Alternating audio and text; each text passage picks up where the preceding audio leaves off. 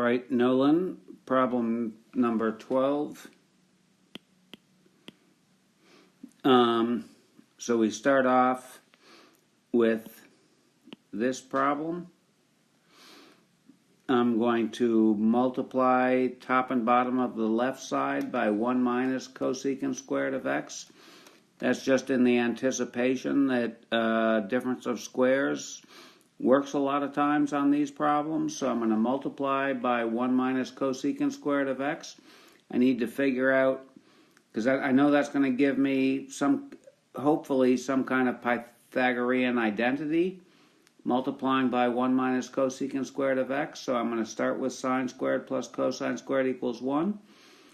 I'm going to generate a cosecant squared of x, which I do by dividing all of that junk by sine squared.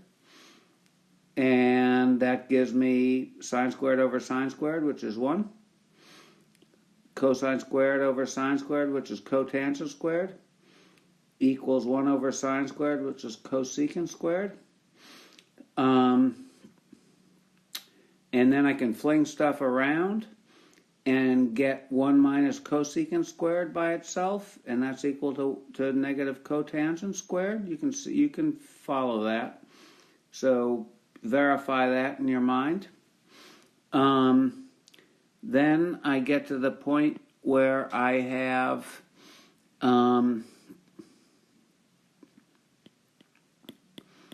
cotangent of x times 1 minus cosecant of x over, instead of 1 minus cosecant squared, I'm going to call it negative cotangent squared.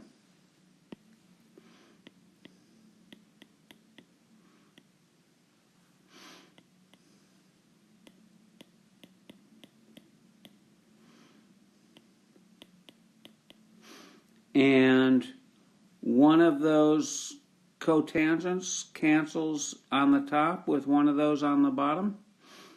And I end up with 1 minus cosecant x over cotangent x. That's negative. So I'm going to put that negative sign out there.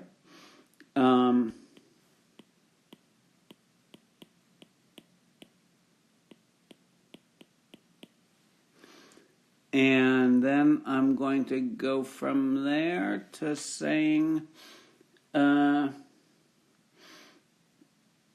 what I have really is 1 minus 1 over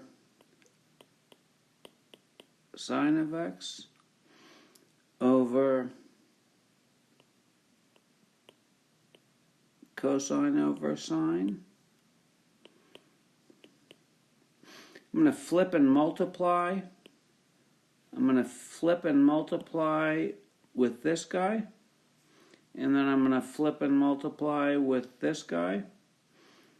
And that's going to give me, when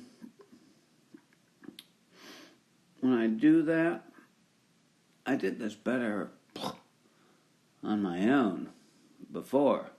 But, well, yeah, because I'm really, forget that. I'm going further than I need to.